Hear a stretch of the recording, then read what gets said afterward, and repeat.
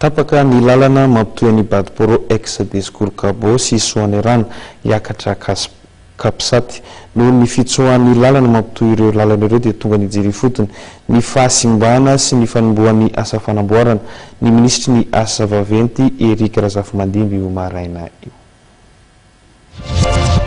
Asa maika na travaux d'urgence no tsy maintsy ataon'ny ministeran'ny asa vaventy eto Soanerana noho ny fiotsahan'ny arabe pavé miakatra eny Soanerana ambony. 17 andro no faharetan'ny asa ary 20 tapitrisa ariary ny teti-bidin'ny asa fanamboarana noho ny apetsaky ny asa tsy maintsy atao. Ny tena atao zany voalohany aloha zany dia amboarina le canal satria tsy maintsy mijerena zany io ny tena nahatonga ny fahasimbana le cause zany nahatonga le simba fantatra amin'izao fa manana problème tsy ampitsony le ben'le takatra izay andalovany rano dia nabiazina dia navozina koa zany le ouvrage latsan'le rano aty ambany izay zany atao dia ry ambony koa moa zany dia tsy maintsy amboarina andreo mandeha le pavé zany hoe asolony le tany ambany dia asina tany vaovao dia fasika dia mba ahafahany tsy veriverena an'izy io namono tsanjona zany amin'ity asa ity zany mba tsy verimberina tsony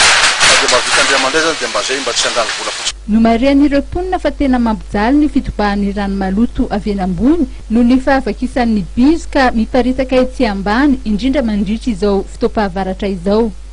Eto aloha zany resaka vadiovana tsy aintsy daholo ny canal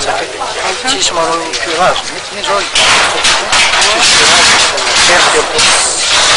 tempo daly rano rehefa midémoa daly rano dia fantatsika ty papavé dia tsofokany izy le biso tato ambany teo koa vaky dia iny tarika ny fahavakisana dia fampiantserana io tsy fahavaratra fahavaratra ny andro fahavaratra fa tsy avy miorana fa avy miorana mbola tsy ritra nyvantao ambany teo sekoritelo ao EPP collège Tsimiko collège Tately misy fiangonana ao eto ny vezivezay ny mpianatra atao monsieur Ege Chantal fivoarana eo daholo ny lalana eritreretra fahavaratra aty Andohany mampalainy le ankizy. Noho ny asa fanamboarana dia tapaka ny lalana makeny amin'ny Kapsaty. Raha ny fantatra dia maro ireo teknisianina eo anivon'ny ministeran'ny asa vaventy no mivezivezy mijery ireo fahasimbany lalana ahitana ny asa tokony atao. Anisan'ny nojeren'izy ireo ihany koa raha ny fantatra ny fahasimbany lalana eny Ampasapito.